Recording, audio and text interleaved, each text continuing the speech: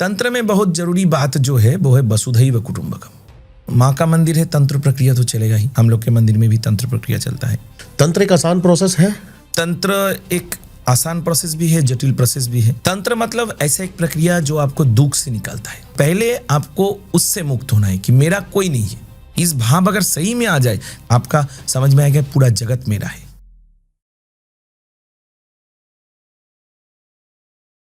जय माँ श्याम सुंदरी। जय माँ श्याम सुंदरी। माँ श्याम सुंदरी जो है ये काली माँ का ही स्वरूप है, कैसे? देखिए, जो एक अंग सरिप्रा बहुधा वदंती, जो काली है वही श्याम सुंदरी, वही राम है, वही हरि है, वही कृष्ण है। लेकिन माँ श्याम सुंदरी में तात्विक दिख से थोड़ा फर्क है। वो है कि माँ का भी चरण दक्षिण की तरफ है, दक्षिणा काली जैसे ही माँ है। लेकिन माँ का चरण शिव के हृदय रूप कल्पवृक्ष के कमल के ऊपर स्थापित है, दान चरण। और बाया चरण विष्णु नाभि जो सृष्टि का आदि कणा है, उसके ऊपर माँ का बाया चरण स्थापित है। माँ का जो हस्त तत्व देख रहे हैं, एक वर एक अभय। वर मतलब कोई भी वर माँ दे देता है, अभय मतलब डरने का कोई बात नहीं, मैं हूँ। जो खड्ग है वो साधारणतः काली माँ का विग्रह में बोला जाता है कि ये दंड का प्रतीक है। दंड का प्रतीक? दंड का प्रतीक है। लेकिन माँ श्याम सुंदरी में ये अभय मुद्रा ही है। कैसा अभय मुद्रा?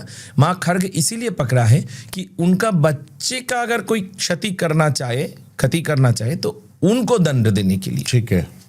माँ के हाथ में मुंड है, सिर्फ मुंड नहीं है, माँ के हाथ में मुंड और कमल है। माँ काली के हाथ में सिर्फ मुंड रहता है, माँ श्याम सुंदरी के हाथ में कमल के साथ मुंड रहता है। कमल के साथ मुंड? मुंड मतलब शास्ति का प्रतीक। दोष किए, गलती किए, उसका शास्ति मिलेगा, भगवान मतलब पनिशमेंट का। ठीक है। लेकिन माँ का हाथ में कमल भी है। कमल है ज्ञान का प्रतीक। अगर बच्चा समझ गया कि मैं गलती किया हूं, वही बच्चे के लिए शास्ति है। माँ कोई जज साहब नहीं है कि बच्चे को शास्ति देगा आइन अनुसार। माँ का एक ही आइन है, एक ही विचार है, वो है क्षमा कर देना। क्षमा करना ही माँ का, क्षमा करना ही माँ का शास्ति है। और कमल उसी को दर्शा रहा है कि बच्चा मेरा समझ गया तो सब कुछ हो गया, उसके ऊपर और कुछ शास्ति नहीं है। यही है माँ श्याम सुंदरी का तत्व। मैं ये बात तो मैं बोलूंगा नहीं कि आपने माँ श्याम सुंदरी को कब चुना या कैसे चुना। मैं ये पूछूंगा कि इन्होंने आपको कब चुना और कैसे चुना, कैसे आपके हृदय में जागा इनके लिए प्रेम? वाह, ये बहुत बड़ा एकदम मैंने असली प्रश्न किए है। वही चुनता है। हाँ। उनको चुनने का क्षमता किसी में नहीं है। देखिए, हम जब बहुत छोटे थे, मैंने शायद 2.5-3 साल मेरा उम्र होगा, मेरे यहाँ पे एक ठो काटा निशान है, कट गया था। हम पत्थर में गिर गए थे। उसका भी एक कारण है। एक ठो लड़का रास्ते से जा रहा था। उस समय उतना छोटे हैं हम, लेकिन फिर भी उस कहानी मुझे याद है कि हम उस समय बहुत घमंडी आदमी थे। हम खुद 3 साल का बच्चा का कितना घमंड होगा, लेकिन हम इतना घमंडी थे कि उस लड़का का कारण से मेरा माथा घूम गया था। माथा घूम के हम गिर गए थे। वो हमको चप्पल दिखाया था, रास्ते से जाते जाते हमको चप्पल दिखाया था। तो हमको लगा वो रास्ता का एक लड़का हमको चप्पल दिखाएगा। इसी गुस्से से हम माथा घूम के गिर गया था एक ईंट के ऊपर। तो मेरा माथा फट गया। माथा फटने के बाद मेरा पट्टी बट्टी दिया। बच्चा को जैसे पट्टी बट्टी करने के बाद कुछ भी मांगता है तो उस समय थोड़ा दाम ज्यादा बढ़ जाता है बच्चा का। जब बच्चा का तबीयत खराब हो जाता है तो पैम्पर करते हैं उसको ज्यादा। हाँ, तो उस समय हम भी सोचे कि मेरा दाम ज्यादा बढ़ गया। तो मैं अपना मौसी का घर गए थे, तो एक छवि था, फोटो। तो हम फोटो देख के मौसी से पूछा ये कौन है? तो बोला ये श्यामा काली है, श्याम सुंदरी है। वो सुन के ही मुझे उनसे प्यार हो गया। हमको अभी भी याद है। श्याम सुंदरी, क्या बात है। वैसे नाम अगर श्याम सुंदरी सच में सुंदर है। तो प्यार जैसा होता है ना, एक मानुष के और एक मानुष से प्यार हुआ, वैसे ही मेरा उनके साथ प्यार हुआ था। अभी भी मुझे याद है कि सूरज डूब रहा था। एक तो ईटा का प्राचीर था, छोटा 2.5-3 फीट का। मेरा माँ उसके ऊपर हमको उठा दिया था। हम बहुत रो रहे थे कि हमको उसके ऊपर उठा। हम बैठे थे। सूरज का वो पड़ता हुआ सूरज का वो रोशनी उनके फोटो के ऊपर गिर रहा था और हम उनको देख रहे थे और 4 आंखों में प्यार हो रहा था। वैसे ही मुझसे उनके साथ प्यार हुआ। वो हमको चुना इस माथा फाटने का चक्कर में, घमंड के चक्कर में। घमंड बाधा है क्या भक्ति के बीच में या प्रेम के बीच में? देखिए, ये कुछ भी चीज कोई भी विषय, घमंड बोलिए, अहंकार बोलिए, या लोभ बोलिए, मैं, लालसा बोलिए, ये जिसको हम मैं कहते हैं, मैं भी हाँ, कभी बाधा होता है, कभी सहायक होता है।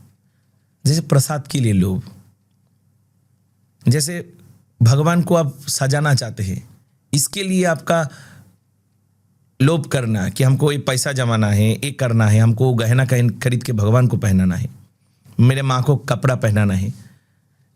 आप उधार लेके गीता खरीद रहे हैं कि हमको जानना है कि भगवान क्या बोला है। ठीक ये है। सब विषय एवं अनुभव के ऊपर निर्भर करते हैं कि घमंड सही है कि गलत है, भूख सही है कि गलत है, लोभ सही है कि गलत है। सब समय लोभ गलत नहीं होता, सब समय अहंकार गलत नहीं होता। ये सिर्फ उस रास्ते के ऊपर, आपका फीलिंग्स के ऊपर, आपके अनुभव के ऊपर ही निर्भर करते हैं कि क्या सही है क्या गलत है। मतलब ऐसे कह सकते हैं इसको कि भगवान ने हमें सब चीजें दी हैं, गुस्सा भी, अहंकार भी, प्रेम भी। हम उसको कहाँ किस तरीके से कब इस्तेमाल कर रहे हैं वो सही और गलत हो सकता है। सही में देखिए, माँ का एक स्तोत्र है, उसमें बोला गया है कि पूरा जगत में इतना भाषा है, इतना वर्ण है, वर्णमाला है, फिर भी तुम्हारा रूप का वर्णना, तुम्हारा गुण का वर्णना संभव नहीं है। इतना सुवाक्य कुवाक्य बोल के भी तुम्हारा स्तुति संभव नहीं है। मतलब कोई गाली गलौज देता है, वो भी भगवान के मंत्र ही है, माँ का ही व्याख्या है। माँ श्याम सुंदरी के उस उत्तरों में बोला गया है, कुछ भी बुरा नहीं है, जो भी आप बोले, बुरा बोले, सही बोले, कुछ भी बोले, सिर्फ माँ के लिए आप बोलते हैं, ऐसा ही मान्यता है। हम भी ऐसा ही मानते हैं। कुछ भी आप बोले, उनको छोड़ के आप क्या बोल सकते हैं? कुछ भी नहीं। जैसे कि भक्ति से आपकी शुरुआत हुई, लेकिन माँ का एक पहलू और है, या फिर एक कह सकते हो चलन और है, वो है तंत्र। वहां तक कैसे पहुंचे? देखिए, तंत्र मतलब है प्रक्रिया, टेक्निक्स। ऐसा नहीं है सिर्फ माँ काली का ही तंत्र होता है, विष्णु का भी तंत्र हो सकता है, शिव का भी तंत्र हो सकता है। तंत्र मतलब प्रक्रिया, मंत्र मतलब थ्योरी। कृष्णानंद आगमबाग इस नाम का एक व्यक्ति थे, वो बंगाल में जन्मे थे जिस समय महाप्रभु जन्म ले रहा है, चैतन्य महाप्रभु। जितना भी वैष्णव संप्रदाय आज विश्व में प्रचलित है, फेमस है, वो उन्हीं का तत्व का अनुसरण करता है। ठीक है। उस समय उसी स्थान में नवद्वीप धाम में ही कृष्णानंद आगमबाग जन्म लिया। वो ऐसा एक व्यक्ति है जो तंत्र को एकत्रित किया, ओके। तंत्र का विकृति को दूर किया, तंत्र को मार्जित रूप में पुस्तक में आबद्ध किया। वो लिखा बृहद तंत्र सार। बृहद तंत्र सार यही तंत्र का एकमात्र प्रामाणिक एवं सर्वश्रेष्ठ ग्रंथ है जो पूरा विश्व का तंत्र को एक कर रहा है। ठीक है। वो ऐसा एक व्यक्ति था और ऐसा एक परिवेश में उनका जन्म हुआ था। वो थे माँ काली का भक्त। आज जो काली का रूप हम देखते हैं, दक्षिणा काली का या माँ काली का जो रूप, वो भी उन्हीं का दिया हुआ रूप है। उनसे पहले मानुष ऐसे नहीं जानता था कि दक्षिणा काली का रूप कैसा होगा। वो पहली बार दिया कि माँ का रूप ऐसा है। वो है कृष्णानंद आगमबगीस। कृष्णानंद आगमबगीस वो है जो सब तंत्रों को मार्जित किया, उसमें जो विकृति आ गया उसका नाश किया। लेकिन कृष्णानंद आगमबगीस का और एक परिचय है। उनका एक भाई था, वो बहुत बड़ा वैष्णव थे, भक्ति का साधक थे। वो कृष्ण का भक्त थे, नारायण का भक्त थे। तो उनका जीवन में देखिए परिवर्तन। माँ जिनको चुनता है, बोले ना कि आपको माँ कैसे चुना, माँ चुनता है। आप उनको चुनने से कुछ नहीं होगा, वो अगर आपको चुनेगा तभी आपसे उनका प्यार हो सकता है। बिल्कुल सही बात है। तो कृष्णानंद आगमबगीस के बगीचा में एक तो केला का पेड़ हुआ, बहुत बड़ा बड़ा केला हुआ, बहुत खूबसूरत देखने में। तो वो सोचा ये हम माँ के लिए भोग लगाएंगे। उसका भाई भी मन मन में सोचा ये हम अपने हरि को भोग लगाएंगे। तो ये दो भाई सोचते सोचते केला पाक गया और उसका भाई चुप करके चुरा लिया। अच्छा। हाँ, कृष्णानंद आगमबगीस को बहुत गुस्सा आ गया। ऐसे थोड़ा माँ का वो भक्त लोग थोड़ा ज्यादा गुस्से वाला होता है, हरि का भक्त भी गुस्से वाला होता है, ये भाव के ऊपर निर्भर करता है। हाँ। तो वो गुस्सा हो गया। हाँ, तुम चुरा के लेके रख दिया घर में, कल भोग लगाओगे सुबह में, आज ही हम माँ को रात में भोग लगाएंगे, तुम्हारा मंदिर से हम चुराएंगे। तो जब चुराने वो गया हरि के मंदिर में, तो देख रहे माँ बैठा है और हरि बाल के रूप में माँ के गोद में बैठा है। माँ केला फाड़ के खुद भी खा रहा है, हरि को भी खिला रहा है। क्या बात है। कृष्णानंद का जीवन बदल गया। वो समझ गया एकं सदीप्रा बहुधा वदन्ति, वो एक है, वो एक है, एक ही है। एक ही है। बहुत बढ़िया। तंत्र क्रियाओं के बारे में आते हैं थोड़ी सी।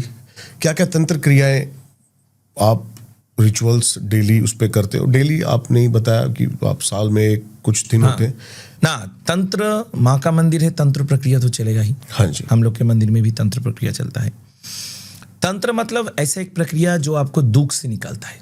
ठीक है। मानुष का जीवन में एकमात्र लक्ष्य है कि दुख से निकलना चाहते हैं सब कोई। तंत्र एक आसान प्रोसेस है? तंत्र एक आसान प्रोसेस भी है, जटिल प्रोसेस भी है। तंत्र एक प्रोसेस है, लेकिन तंत्र एक प्रोसेस है जिससे आदमी दुखों से बाहर निकल सकता है, दुख से मुक्त हो सकता है। ठीक है। यही मानव जीवन का लक्ष्य है। हाँ जी। मेरा लक्ष्य क्या है, आपका लक्ष्य क्या है? हम दुख से निकलना चाहते हैं। वही है तंत्र का प्रक्रिया, वही है तंत्र। ठीक है, लेकिन कईयों के लक्ष्य ऐसे हो सकते हैं कि वो उससे मिलना चाहता है जल्दी, क्या वो तंत्र? वो भी तो दुख से ही निकलना, वो भी तंत्र ही है। हाँ, दुख से वो भी- निकल कर ही उससे मिल पाएगा। बिल्कुल हाँ, सही कहा आपने। देखिए, उनसे मिलना चाहता है, तंत्र से उनसे मिलना चाहते हैं, तंत्र के माध्यम से उनसे उनको मिलना है, उनसे भेंट करना है। इसके लिए जो जरूरी है वो है उस मानुष को जो उनसे मिलना चाहता है तंत्र के माध्यम से, उनको ऐसा होना चाहिए। कैसा? दुख से, भय से, मुक्त, प्यार से, अपने से, पराये से, मोह से, मोह से, जीवन से, मृत्यु से। क्या बात है। सिर्फ वो नहीं, पसंद और नापसंद से भी आपको निकल के आना पड़ेगा। आपके लिए सब कुछ शून्य होना चाहिए, तभी आप उस तंत्र में प्रवेश कर सकते हैं जिस तंत्र से आप उनसे भेंट कर सकते हैं। तंत्र में बहुत जरूरी बात जो है वो है वसुधैव कुटुंबकम। क्या है ये? पूरा विश्व मेरा अपना है, मेरा परिवार है। हाँ वो जी। कैसे हो सकता है? मेरा पत्नी है, मेरा बेटा है, मेरा माँ है, मेरा भाई है, मेरा बहन है, तो और दूसरा कोई कैसे हो सकता है? नहीं, सबके लिए वसुधैव कुटुंबकम जो हम सब समय बोलते हैं सही बात नहीं है। आप सोच के देखिए, अगर आपका माँ है ही तो दूसरा कोई आपका कैसे माँ बन सकता है? आपका परिवार है एक, आप जिनको अपना परिवार मानते हैं, तो पूरा जगत आपका परिवार नहीं हो सकता। छोटा एक घर है आपका, जमीन एक है, वो आप है। पहले वो छोटा घर तोड़ना पड़ेगा, तभी वहां पे ताजमहल या बड़ा मंदिर या बड़ा कुछ महल बना सकते हैं। जमीन तो उतना ही है आपके पास, जमीन बढ़ाने के लिए आपका जमीन के ऊपर ही बड़ा मकान बन सकते हैं। तो पहले आपको उससे मुक्त होना है कि मेरा कोई नहीं है, मेरा माँ नहीं है, मेरा भाई नहीं है, मेरा बहन नहीं है, मेरा प्रिय नहीं है, मेरा पिया नहीं है, मेरा बच्चा नहीं है, मेरा पत्नी नहीं है, मेरा कोई नहीं है। इस भाव अगर आपके मन में, बोलने के लिए नहीं, इस भाव अगर सही में आ जाए, तभी इस जगत को आपका अपना याद होगा, आपका समझ में आएगा पूरा जगत मेरा है। तभी आप वसुधैव कुटुंबकम समझ सकते हैं। आत्मानं सर्वभूतेषु, जो आत्मानं सर्वभूतेषु ये नहीं समझ पाएगा सही में, जिनका अलग से एक माँ है, अलग से एक भाई है, अलग से एक पत्नी है, अलग से एक बच्चा है, वो कभी तंत्र में प्रवेश नहीं कर सकता। जो ये समझ पाएगा कि पूरा विश्व मेरा है सही में, वही तंत्र में प्रवेश कर सकते हैं। बोले ना, पसंद नापसंद से भी आपको उभर आना है, जीवन मृत्यु को एक देखना है। ये बहुत कठिन काम है। मरने से पहले आपको मरना होगा, तभी आप तंत्र जान पाइएगा। माँ काली क्या है? काली मतलब, काल एक शब्द है, काल मतलब टाइम, महाकाल मतलब द अल्टीमेट टाइम, चिरंतन समय। काली मतलब काल शब्द के साथ ई प्रत्यय युक्त होता है। संस्कृत भाषा में ई जो प्रत्यय है वो एकमात्र साइंटिफिक लैंग्वेज है वर्ल्ड में, पूरा विश्व में एकमात्र भाषा जो विज्ञान सम्मत भाषा है वो है संस्कृत। इसलिए संस्कृत को बहुत लोग कृत्रिम भाषा भी बोलते हैं, वो अलग बात है। लेकिन उसमें हर एक प्रत्यय का, हर एक ध्वनि का भी लिंग होता है, अर्थ होता है। तो ई प्रत्यय स्त्रीलिंग प्रत्यय है, लेकिन काली स्त्रीलिंग शब्द नहीं है। काली शब्द का अर्थ है जो अपने भक्त को कालोत्तीर्ण कर देता है, मतलब अमर कर देता है, अमर करते हैं। वही काली है। तो आपको अमर होने के लिए तो मरना पड़ेगा ना। उपनिषद में आप नचिकेता का कहानी सुने होंगे कि वो जोम के साथ भेंट किया था। लेकिन जोम कौन है? जोमराज वही है, मृत्यु का देवता वही है जो इस ब्रह्मांड में पहली बार मृत्यु के साथ भेंट किया। जो नहीं मर सकता वो कभी अमर नहीं हो सकता। तो माँ का भक्त बनने के लिए, हरि का भक्त बनने के लिए, किसी का भक्त बनने के लिए पहले अपने आप को मारना पड़ेगा। वही है अहंकार। आप समुंदर देखे हैं, समुंदर के सामने कितना लहर होता है, ढेउ होता है, कितना स्रोत होता है, उछल कूद करता है, कितना आवाज होता है। गहराई 1 फुट होता है, 1/2 फुट होता है, 2 फुट होता है। लेकिन बीच समुद्र में जाइए, कितना गहराई है, हम खुद डूब जाएंगे। एक भी शब्द नहीं है, वो स्थिर है, वो स्थिर है। ऐसा ही होता है। क्या बात है। आपके एक एक शब्द संपूर्ण गीता है। यही गीता का सार है। जो भी आपने कहा ना, यही समझाया था अर्जुन को श्री कृष्ण ने। देखिए, बात तो एक ही है। हम किसी भी को सुनते हैं, आपसे भी मेरा भेंट हुआ तो हम देखते हैं कि जो सही में उनके पथ में चलता है, आप भी तो उन्हीं का प्रचार करते हैं, उन्हीं को तो जानना चाहते हैं। तो हम भी हर समय वही देखते हैं कि जो उनके साथ मिल गया है, वो हर समय जो बोलता है वो वेद ही होता है, क्योंकि वो किसी का वाणी नहीं होता है। वो जो बुलाता है वही वो कोई बोल पाता है। ये बात तो सच है। ये मेरी भी समझ में आ गई कि चाहे गीता हो, चाहे कोई उपनिषद हो, सब में एक ही बात लिखी है और उसका सार एक ही है, सत्य। सत्य हर जगह लिखा है। सत्य से ही आप प्रभु को पा सकते हैं। सब कुछ के लिए आप सत्य के लिए सब कुछ को आप त्याग सकते हैं, लेकिन किसी के लिए आप सत्य को नहीं त्याग सकते। वो सत्य स्वरूप है, उसका कभी परिवर्तन नहीं होता। मेरा आज काला दाढ़ी है, बाल काला है। कुछ दिन पहले दाढ़ी नहीं था गाल में, और कुछ दिन बाद आएगा एकदम सादा दाढ़ी हो जाएगा। मैं अनित्य हूँ, लेकिन वो नित्य है। वो जैसा था उस दिन वैसा ही आज है। एक बार एक छोटा सा कहानी बोलते। एक बार तुलसीदास जी हनुमान जी से बोला कि राम लक्ष्मण सब खड़ा है, शायद गंगा नदी पार होगा, सब लोग देखने आया है। इतना सुंदर राजकुमार गंगा नदी के किनारे खड़ा है, सब लोग देखने आया है। वो लोग देख के जब राम लक्ष्मण को देख रहे हैं, राम जी और लक्ष्मण जी को देख रहे हैं, तो बोल रहे इतना सुंदर कोई मानुष होता है। हम लोग का तो आंख भर गया। ये देख के तुलसीदास जी को लोभ हुआ, तो वो हनुमान जी को बोला कि हमें भी वो देखना है, लेकिन मेरा बहुत दुख है, तो वो तो उस समय घट गया, हम कैसे देख सकते। तो हनुमान जी बोला, यही तो तुम्हारा गलती है। जो नित्य है वो कभी खत्म नहीं होता, चलो उसी जगह में चलो। तो हनुमान जी उनको लेके गया और वो जाके देखा कि अभी भी राम लक्ष्मण गंगा पार होने के लिए यहीं पे खड़ा है और हजार हजार लोग उनको देख रहा है। और वो भी देखा कि ऐसा मानुष कभी होता है, इतना सुंदर। तो जो नित्य है, जो सत्य है, वो कभी बदलता नहीं है, हर समय चलता ही जाता है, चलता ही जाता है, एक है वो। क्या बात है। तंत्र से शुरू करा था, हम फिर से भक्ति में ही डूब गए। तंत्र क्रिया पे हम थे, आपके मंदिर की तंत्र क्रिया में और क्या क्या चीजें होती हैं उस प्रोसेस पे थे हम। देखिए, मानुष अपने परेशानी लेके भी माँ के पास आता है। माँ ही तो अपने भक्त का परेशानी दूर करेगा। हम ऐसा एक मानुष को देखे थे, एक छोटा बच्ची को जो कोमा में चला गया। बहुत दिन से कोमा में था उनका, मानिए एक ही बच्ची है, वो पैसा वाला, बहुत पैसा वाला वो फैमिली था। तो वो माँ के मंदिर में आता था। बहुत दिन बाद मेरे साथ उनका भेंट हुआ।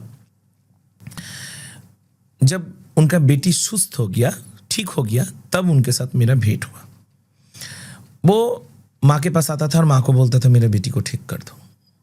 तो बेटी जब थोड़ा ठीक हुआ तो वो फोटो दिखाया माँ को, माँ का फोटो उनका बेटी को, 5 साल 6 साल का। तो बोला, माँ यही तो मेरे पास आया था और मुझसे इतना 6 महीना से कोई मेरे पास नहीं था, माँ तुम भी नहीं थे, कोई नहीं था, हमको बहुत दुख होता था। यही आके मुझसे खेलता था और एक दिन मेरे हाथ में एक ठो कमल दे के बोला कि मेरे पास जाना, मेरे घर में जाना अपने माँ के साथ, सब तुम्हारे पास आ जाएगा।